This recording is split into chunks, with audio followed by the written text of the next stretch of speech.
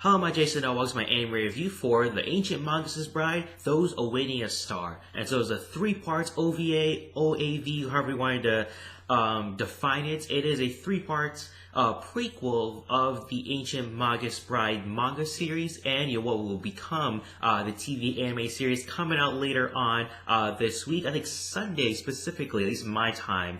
Anyway, that's when Crunchyroll will release the first episode of the TV anime series. Cannot wait for that. Looks really good from the trailers.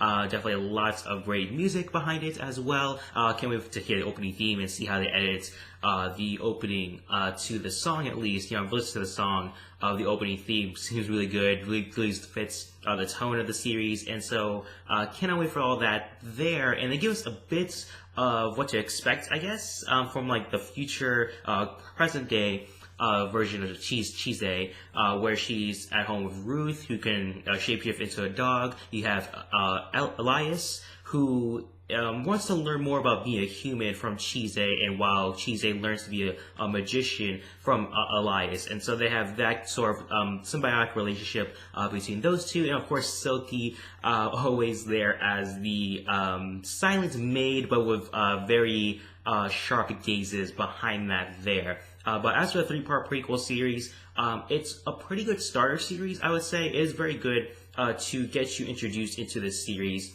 I guess you can argue the manga does a better job at that.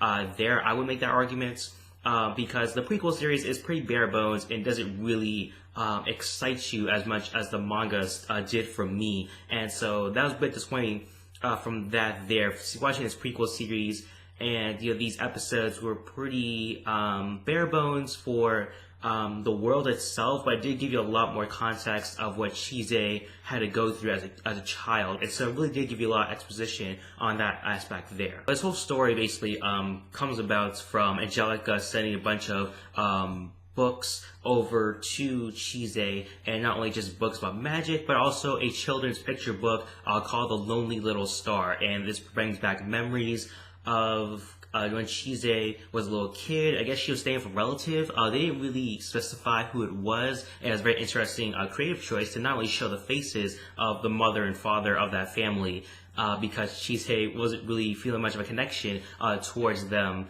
and because the mother didn't really like Chise for various reasons. One of the reasons is at least because Chise could see spirits, and she was deathly afraid of the spirits. And so every time it was breakfast or some time to eat, the spirits would be there eating her food, and so she'd be terrified of them. And that's really the basis of her childhood, being terrified of these spirits all around her. I guess she warmed up to them after these events of the series, because she does end up into this library of the forest where she meets Riichi Miura, who is, I guess, the librarian of this library. She gets a library card. She really feels welcomed into this place, and that's a really big thematic piece here, that she does feel welcome as opposed to her home life, where it's pretty much the wife took the kids, and it's just her and her uncle or whatever, some sort of relative.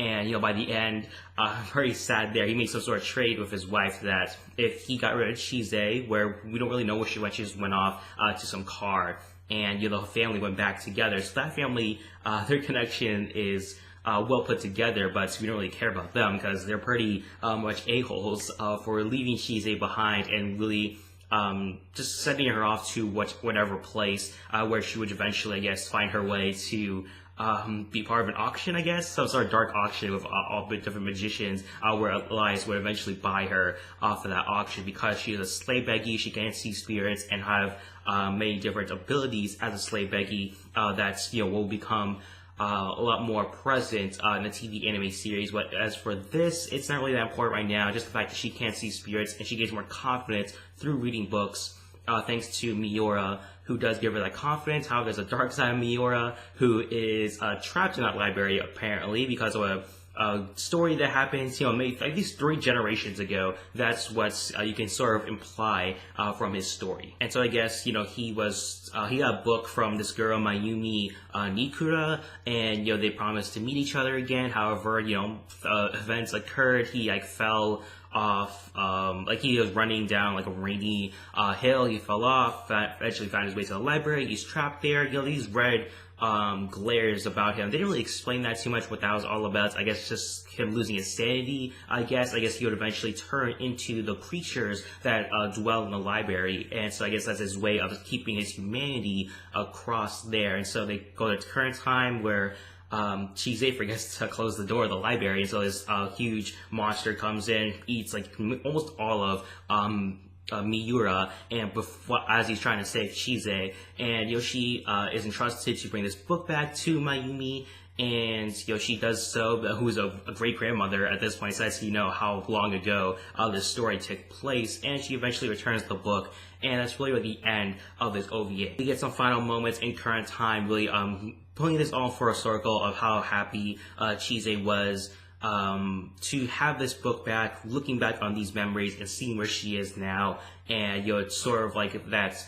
So sort of that moniker of the things in my past made me who I am today. I think that's what they're trying to go for there for Chise. But as for the whole OVA in general, the 3-part series, as I said before in the beginning, it was pretty underwhelming for the most part because it's pretty bare bones. It's a pretty decent introduction to the series. The animation's pretty decent, and it doesn't really pop out as much as I wanted it to, as it did when I was reading the manga. And so that's really disappointing there. It's pretty underwhelming, but still pretty good introduction to the series, and it's a really good more context for the series as well, since this concept written by Kore Yamazaki, the original mangaka of The Ancient Magus' Bride. And so she did come up with these scenarios, and she definitely added in these prequel pieces to add more to her story, and so you can't really complain too much about that. This is all of her blessing and her scenarios that she did come up with. The execution was a bit underwhelming, but I still enjoyed it for the most part.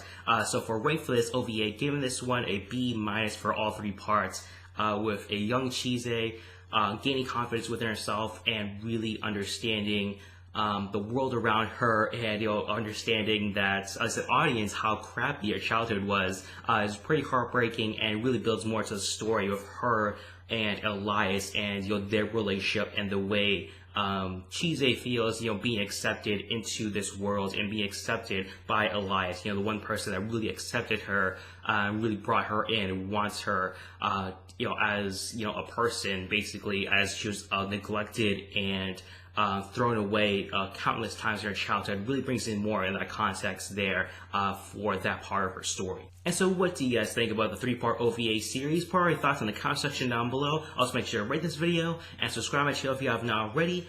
Thank you for watching my anime review for the 3-part OVA series for The Ancient Magus' Bride, Those Awaiting a Star. Hope you have a nice day. Bye bye.